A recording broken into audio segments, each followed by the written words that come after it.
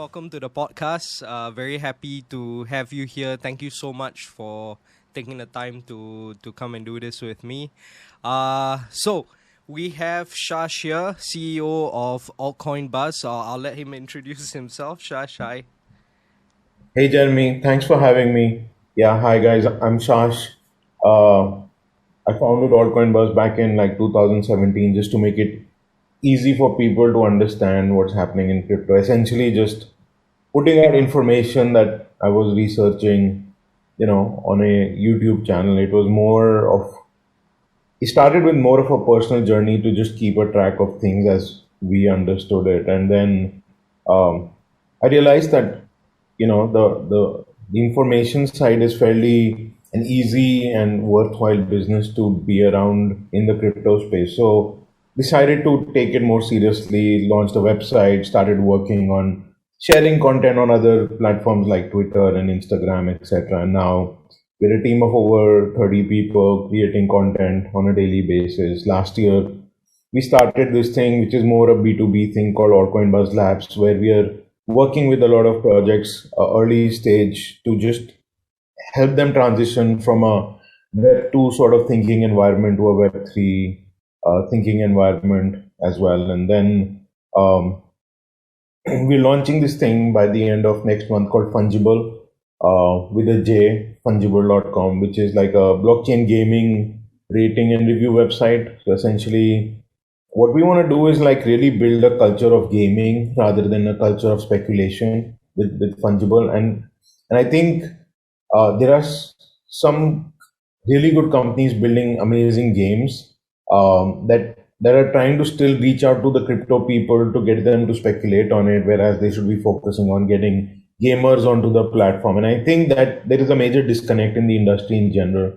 So as a whole, with the altcoin buzz and the sub brands like Fungible, etc., our goal is to bridge the gap between people who want to get into crypto and them essentially getting into it. And everything that we build pretty much revolves around that thesis of work that we do.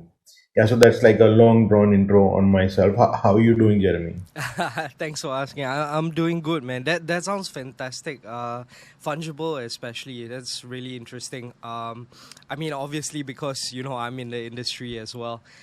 We've been good. I've been good. Well, I should say I've been well. We've been doing a lot of building. It's almost our 1 year anniversary. Project started back in August. Yeah, we're reaching that 1 year milestone.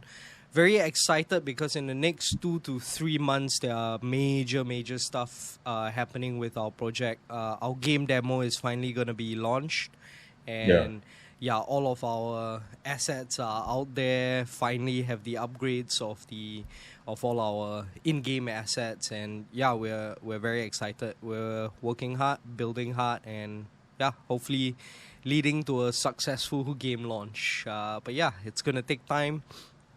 But it's also a perfect time to build now that I think everybody can agree that it's a bear market. So yeah. Yeah, it's been bearish for a while. Yeah, so very happy, to build and to be able to work on this on something that we're passionate about. And yeah, I think it's a big sector, GameFi and the GameFi industry. I can't help but feel this is the future of gaming. There's absolutely no reason why you shouldn't be rewarded with something small. Not I don't know about playing a game every day to to survive, but being rewarded on the sidelines with your passion about gaming. I think that's an interesting idea. I uh think it's more than that, right? See, mhm. getting rewarded isn't like you don't people like human beings are kind of built to get bored of games in general, right? Like that's the nature, right? And nobody plays one game forever. You always Definitely. get bored of it, try to do something else, play another game, etc. However, what what blockchain does, what NFTs do, what fungible tokens do is like add a layer of ownership, possession, and transferability over the internet, right? And a lot of these things are composable in nature. That means, you can. use any wallet, any infrastructure to just log in and open your, so-called crypto wallet account, and then, Exactly. So what it essentially does is allow people to now own assets, but also sell them at the same time. So that opens the world to a lot of new interesting things that we couldn't do on the internet before, right? Like if you really wanted to pay somebody in a game, you could do it in the past. Like play to earn wasn't like something that only exists in crypto. What crypto Yep. brought was the external liquidity on exchanges. That's fine. But I think from a core perspective, our goal needs to be how do we convert enthusiast gamers into actual uh, buyers of items within the game, because only very few people have been buying items in the games in general, right? Like, and I think that being said, the industry is still a massive, like I think $100 billion industry from the gaming sector, right? And this is with a lot of people saying that, hey, I'm going to play this game for a month or about a couple of months, and then I'll get bored of it.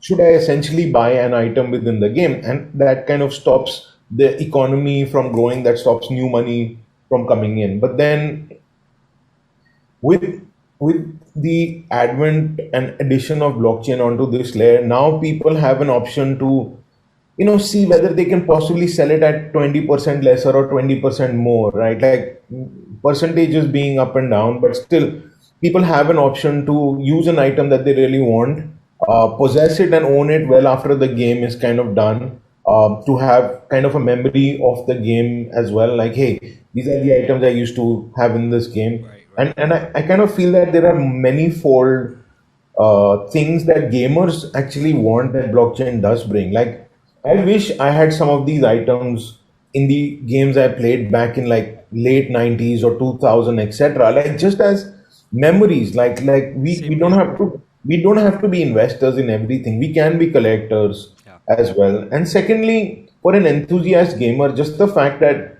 you can sell an item suddenly brings more money in. And the third part is that because of the composable nature, if you have an item in one game, right, the game developer or partners, etc., can give utility for that item within the next game. So let's assume you make a game and it doesn't do really well, and you build this community of people who have NFTs or token assets or whatever have you, and then it you realize that you need to build a new one or pivot and do something else. Now it's super easy if you integrated your assets into the first game. You can just give utility into your next game, and it could be any other game. Hence, people now have more options to do with things that they couldn't do before. Like, for example, if you bought a slingshot in Angry Birds, right? Hmm. You couldn't take it to Angry Birds 2 and use it as well. You need to buy new stuff in it. So there was no composability between those games. And with blockchain, that changes, right? Like, I think we're still far away, at least a couple of years, if not Hmm. like five, from really seeing the potential of how blockchain can really show its power within the gaming sector. But it's gonna happen, right? Like, I think a For lot of sure. big companies are getting into the gaming sector, and they're kind of bogged down with the current ideas. Like, hey, you should reward people, and it's walk to earn, play to earn, game to earn, whatever it is. But Right. I think that's a much later advanced stage. Like, core problems of gaming business get solved with blockchain, and once companies realize it and start implementing that within their games, and there is a lot more hope, a lot more interest, I think, will come in. Definitely. Like, think about, just um, spending hours and money into a game, buy skins and all that stuff. And let's just say, you're streaming online, and for some reason you utter a vulgarity that the community doesn't agree with. That's it. The ban hammer comes down. You lose everything. Like, everything is immediately gone. And if one day you want to stop playing the game, you want to exit the game, there's absolutely no way you can do it with traditional games. So Yeah. yeah, I think this is the tech that we need, and that cross-chain applicability is also something that we wanna look into. NFT11 is actually has a partner called Virtual. They're based in Thailand. Excuse me. They're based in Thailand, and it's really interesting what they're doing. They're basically the whole exercise and earn type of project, and so you can run and earn. You know, all those apps, the tracking apps where you run and they track your pace and stuff like that. So now this company Virtual is rewarding people for exercising. So they've got a football and earn thing. And we are looking at integrating our NFTs into their metaverse as well, so that people can do football and earn. So, yeah, something as simple as that, you know, NFTs going across from one project to another. I think that's the beauty of blockchain. And in due time, I'm sure it's gonna happen for games as well. So, yeah, really interesting. Yeah, I think this is like how I sort of envision marketplaces to be as well, right? Like, let's assume NFT11's one particular set of NFT has like 5,000 holders in it. Now, how do you get 5,000 new users to it? So the marketplace would have a list of NFTs with the number of holders it has, and then you can work with these companies and get 5,000, like try to get 5,000 people into your thing, and kind of do activities for the current members. So your community gets, more use case, the other person gets a potential user as well. And I think these are the kind of things, because what happens is in Web3, the first thing that people do is to just put a Web2 idea, right? But then when we start really seeing what is the existing technology with Web3 that actually is the revolutionary part of it, at that point, you can then solve problems that you didn't even know really existed, right? Like, you can make user experience so much better. And I think that's where the community part really comes in. Like, if you sit down and think about things that can be enhanced for a community member who's either held a token or, held an NFT or something, it just makes it very exciting and simple to solve these problems. And I think that kind of thinking would go a long way as well.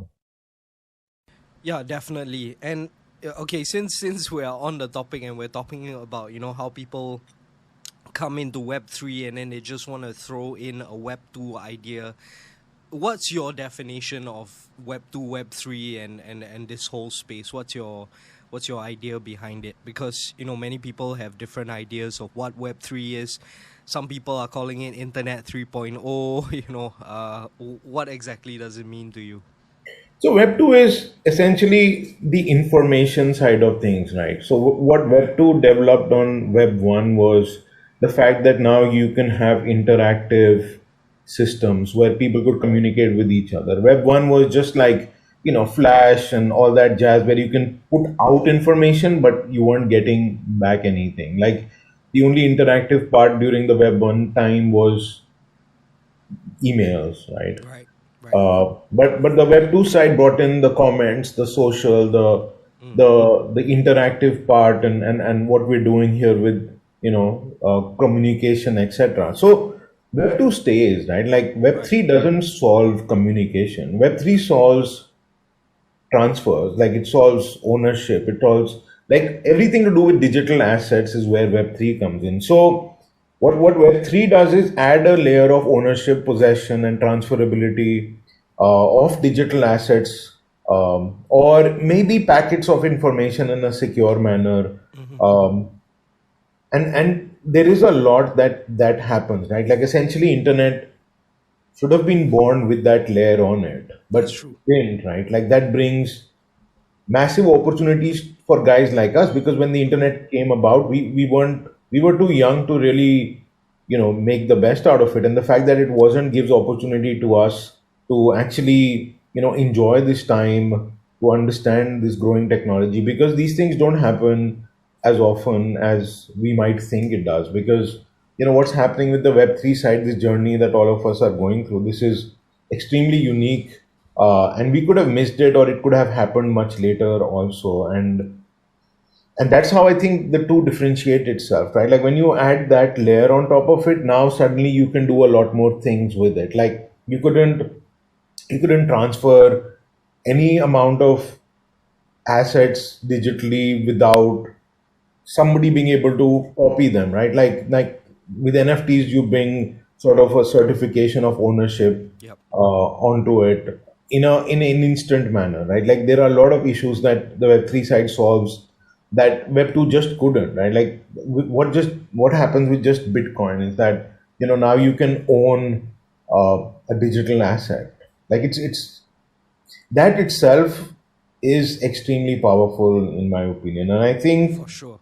Yep. just this using core principles of what Web3 adds, uh, there is a lot that can be done, right? Like what happens is like Web2 ideas implementing Web3 messes things up. I think Web3 ideas implemented in Web2 is going to be more interesting in my opinion. Mm. Yep. Yep. Um. Yeah. I think it's about how well you understand the whole Web3 space, Web3 culture. Yeah, you're right. Some ideas are still Web2 based, and then they are implementing Web3 tech.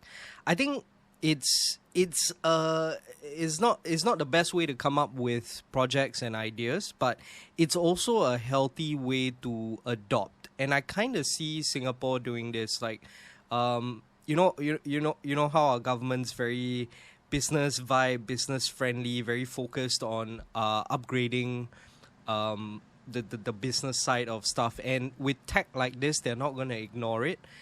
Singapore's not one to not adapt, definitely. And they started integrating this the blockchain tech into certification. So they now have a website where you can upload all your, you just input your IC number, and then that's it. All your records start popping out, and then now all you need to do is just drag and drop, or you can literally find certifications that you have under you that you no longer have physical copies of. It's all there, and it's all through blockchain. So they're adapting. They didn't come up with the idea. It's a slow implementation of the tech. It's bridging slowly. But yeah, I think more and more projects need to come on board with this. It's basically how everyone was when the internet first came out. Slow systems, dial-up systems, people still sticking to their old way of doing things. They didn't want to adapt to this new thing. There's always some resistance to tech when it appears, and I think we're seeing that for Web3 as well. But I think there are issues, right? So, firstly, I think Singapore government using blockchain or ledger technologies has very little to do with crypto in general. Like, it doesn't mean the same thing at all. Like, when you make a coin or an NFT, now you suddenly produce something that can be traded onto the market. Using ledger technologies for certification is essentially just allowing people to trust and not being able to change the source from it. So, like them believing in the technology and then going after cryptocurrencies is very much possible because that's where the problem comes in. I think we have issues with the industry in general, right? Like I think it'll take decades. Like I think the goal has to be to really look at it from a really long term perspective because we don't have many of the standard practices that we have in the crypto side are not best practices. They're pretty bad practices in general, right? Like, and I think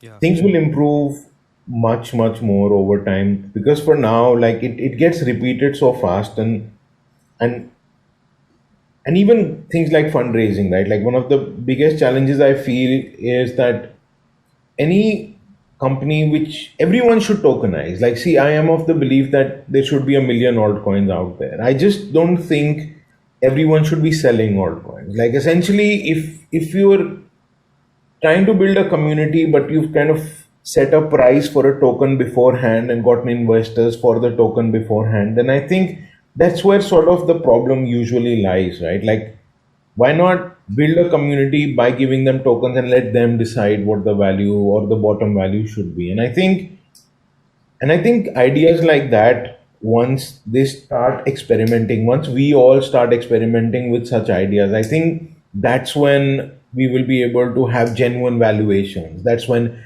we'll be able to have genuine like user base or interest, etc. And valuations will be more linked with users than just speculators. Because right now, I mean, I can throw a random number around and I will, and I think 99% of crypto is just speculation and 1% is use case. And once that changes, right? Let's assume we have 60% use case and 40% speculation.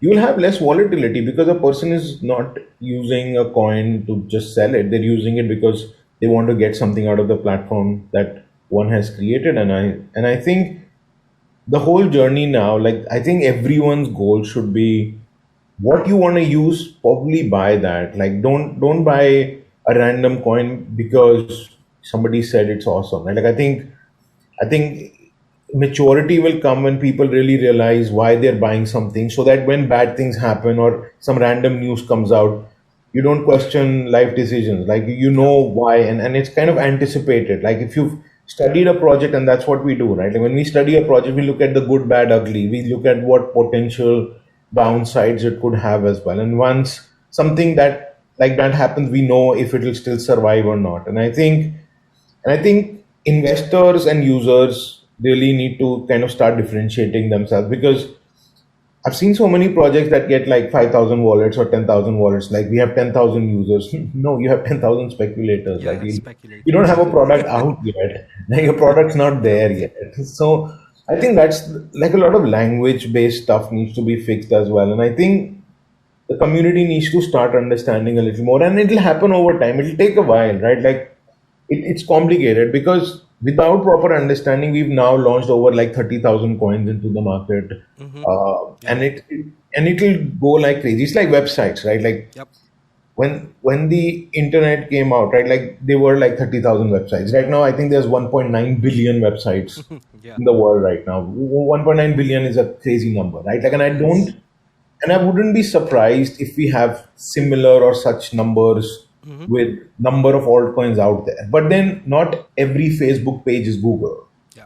right? That's where sort of the value sorting comes in right now, because of the amount of noise. Because even if you look at something like a coin market cap or coin gecko, right? Like they list everything. Like here is the thing, this is the price, right?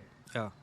And it's like saying like, hey, Google and my Facebook page is listed, and my Facebook page is cheaper than Google, so might as well buy some shit on my Facebook, Right. right? Like, and I think and I think this will become more intelligent as we go over time, because right now full chaos in terms of information out there as well. And lastly, I think all of us always talk about long term, right? Like this is something that everyone does. But then in terms of infrastructure and knowledge base and information base, everything that we get is asking us to take action short term, Yeah. right? Like it's like, hey, why don't you buy some BTC right now? Hey, why don't you do this right now? Hey, this point, this partnership is coming. Why don't you do something about it? Oh, the price has fallen. Oh, the price is up. Yeah. And while we all want to be long-term holders, it's subconsciously or consciously given to us on a regular basis that hey, if you're not doing this, then you're losing out an opportunity. And I think that information base itself needs to be fixed to make it more reasonable and less volatile, right? Like Yeah. I don't think volatile or liquidity is a problem. It's just a feature. It just needs to be managed once the right kind of information is there in the minds of people. For sure, because like if you look at this whole space also, it did start off with crypto, and the basis of why it got popular is because of the 1,000x stories or the 100x stories, and a lot of people came into this space with that kind of mentality. And if you go and look at how we were in traditional markets, forex trading, the old school stuff, right? There's even market psychology for that. So market psychology is a huge aspect of that. And then when you come to crypto, Web3, and the amount of altcoins and stuff out there, it's really easy to build that hype, especially when you see those 100,000 X's and people go insane, and you get a lot of people, just overdosing on this hopium. They come in, and now there's this new level of market psychology, almost insane sometimes. I would say, based on how people short the market, cascading effects, crashing coins. It's a bit of the Wild West right now. Because it's new. I think like you said, there's that bubble that needs to pop, essentially, just like the internet.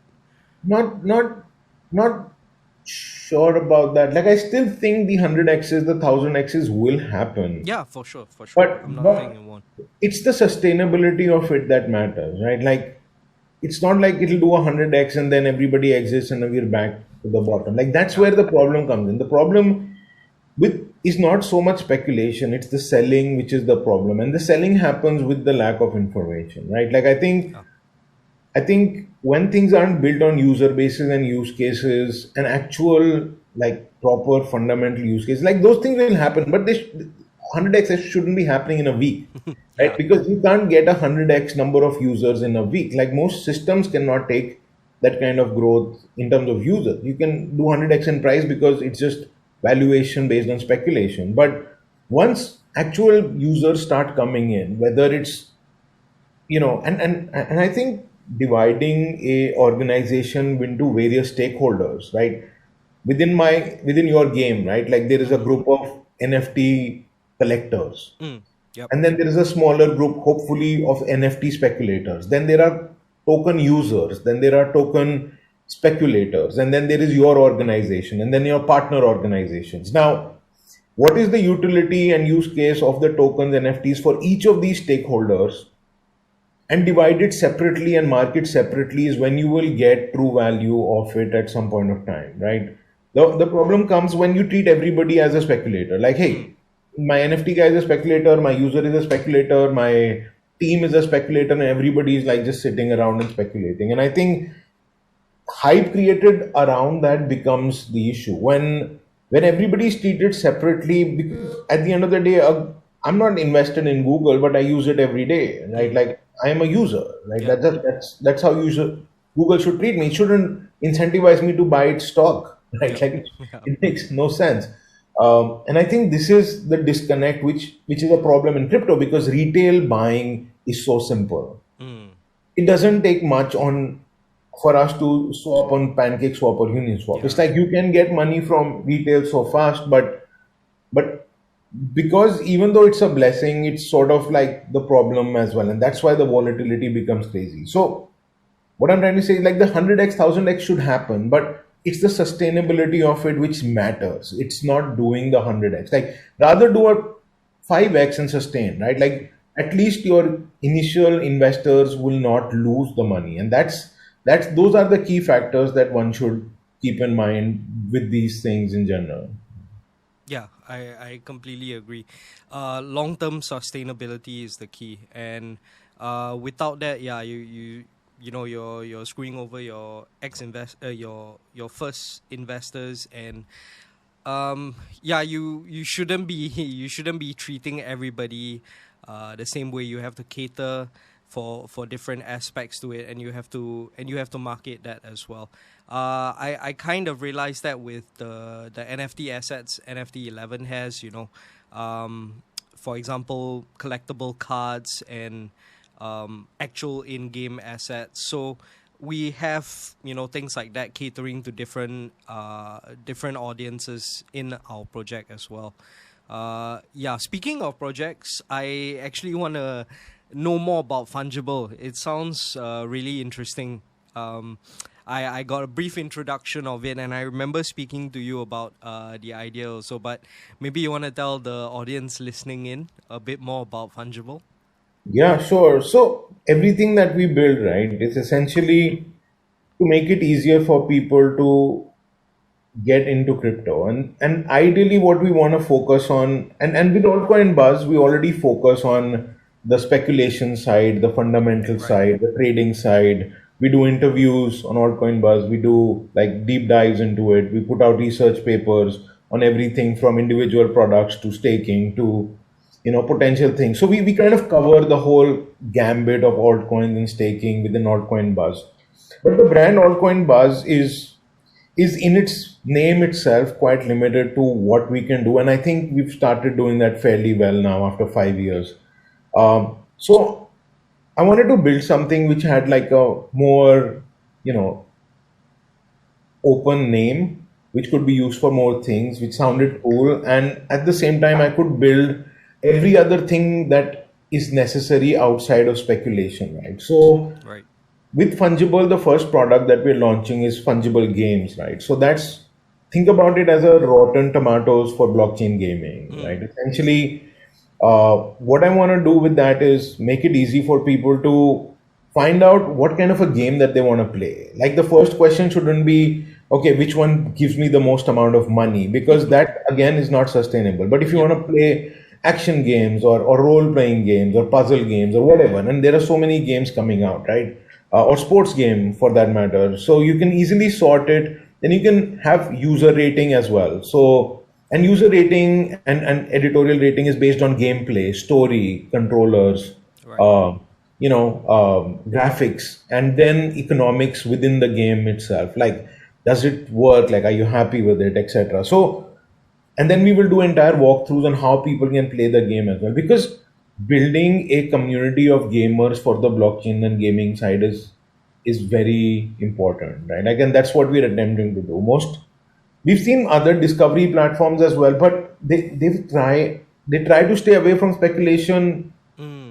Actually, Okay. they don't, right? Like most of them are dealing with like, hey, like you can earn this much, and here's another NFT you can buy. But we don't want to sell anything. Like gamers should be coming and playing the games, and I think building that community is like a goal that I have over time. And this will be like a very interesting product. I've been working on it Definitely. for like 1.5 years. We'll be launching it, I think, end of August, hopefully, if not early September. Right. And yeah, I've been extremely excited about getting this out there and sort of working with the community to see what else they want to know in terms of information and stuff Awesome. for gaming side of things. So yeah, that's will be like the first phase of Fungible, and then we want to do something similar with the NFT art side of things as well, like NFT collections, and kind of divide them into art NFTs 1:1, sort of like PFP side and rendered collections, then Okay. gaming NFTs as well, but also kind of get people's utility and use case, like what they think about it, what they've been doing with it, how they feel about a particular art piece. Like maybe try and get some connoisseurs or like sort of like critiques to kind of judge a piece of art, because right now in the art NFT space things are a little crazy, because Yep. anyone who spends a bit of money can become like uh, pretty, people will think he knows about art and stuff, but they don't, right? Like Yeah. it's still such a niche space. And I think tools are very important to get people to convert themselves into collectors, because flipping is not going to be good for the Yeah. long Not term. healthy. Yeah. And collectors will only come when they see true value in it. And I think art industry is like hundreds of years old, right? Like if you think about it. So like for NFT art, it's a new canvas pretty much. What NFTs do in the art space is like give you another canvas for you, or it sometimes act as a certificate of ownership for physical art as well. I think the legal side of it is a little different from various jurisdictions right now, but there will be some clarity in it over time. We just follow what's happening, but it's going to be super interesting on that end as well. And then yeah, this is like going to be the next leg of Fungible. And then we're also redoing the Altcoin Buzz website, which is going to be like one major project. Like the first thing we wanted to build, because if you look at it, we haven't really built anything. Like we use YouTube and like Right. WordPress for our website and stuff. And it's just been using other platforms to kind of do stuff. And after 5 years, I think it's high time we kind of start building things with the problems that we see in the existing social tools that we use, and enhance experiences for community to just give them better information. Like I think we've kind of shortlisted a bunch of problems that we have with the current tools we have, whether it's Telegram or Twitter or websites or Medium, etc. For from a user in crypto getting the complete information perspective. And I think I can't be more excited. Awesome. Yeah. I mean, it's brilliant. Yeah. Enter the space, understand it, adapt to it, and yeah, you build what you what you foresee people need and what you know people need, because after being in that space for so long, you finally understand it, and you have your community speaking to you, telling you about what it is that they want to see, what it is that you should be doing. And yeah, I respect that. I completely get where you're coming from for Fungible as well. You know, whenever I speak about GameFi to people, I always stress it's game that comes first. The fi is later, right? And yeah, unfortunately, you know, in the hypes of bull markets and stuff like that, the fi tends to be the focus because money, money, money. So It's never for gamers, right? See, again, right, like yeah, if you're gonna have stakeholders that are gamers, right? Like the five will come later, and if you get gamers, the five will be much more better, right? Like exactly, we can't have the whole financial dealing without people actually playing the game, yeah. and I think things will. I'm excited. I think things will get much better over time. Same here, same here. I'm looking forward to being in this space and continue growing in this space, making partners, having conversations like this, you know, with people in the space. I think that's the beauty of it. Yeah. Thanks so much for coming, Shash. I think it's been like almost an hour already of us speaking. Yeah, any additional stuff you want to say, please go ahead. Any shout outs you want to give to your community, Altcoin Buzz, Fungible, please go ahead. Yeah, I think the last thing I'd like to say is that buying is super easy in crypto, right? Like buying is the last thing one should be doing, right? Like I think one of the biggest problems is that people buy first and then start doing research, like, hey man, what did I buy? And Yeah, I kind of feel that a lot of pain for everybody would be fixed if people would actually figure out what potential downsides they could have, problems they could have, yeah, how centralized is the thinking of the project itself, how interesting and distributed is the token within its utility or community as well. And I think if the easier people take it, the more relaxed they are within the space, the less pain they would feel once issues come, right? And I think I was saying the same thing during the top of the bull market where things were going completely awry, right? Like it was just crazy. And yeah, I kind of putting that into perspective, the second thing is like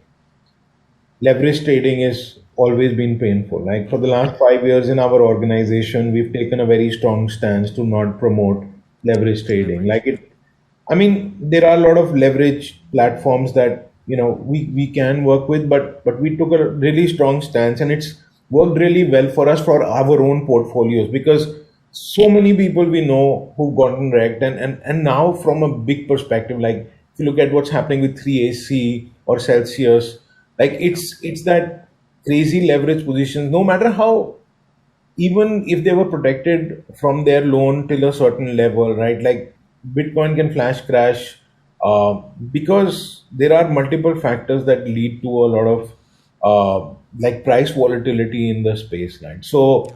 like, be very careful. Like, you'll make a lot of money just by doing smart investments. Why gamble your Bitcoin or other assets by taking leverage on it? So, like, that's my 2 cents to end the conversation, Jeremy. So thank you so much for having me, and it was really nice talking to you. Yeah, yeah. Thank you so much for taking the time to do this podcast, and yeah, educating our audiences, both our audiences. We'll definitely share this podcast once it's out, and yeah, stay safe in the crypto space. Heed the advice of the CEO of Altcoin Buzz, please. Yeah, less speculation, less leveraging. Go and do your own research, get into projects with a good idea and a level head. Save yourself the trauma and the psychological distress. And yeah, I think navigating this space carefully is the way to go. Thank you again, Shash, for coming down. I really appreciate it. And yeah, I think you can enjoy the rest of your Friday. Thanks, Jeremy. All right, I'll see you soon. Bye. All right, bye bye.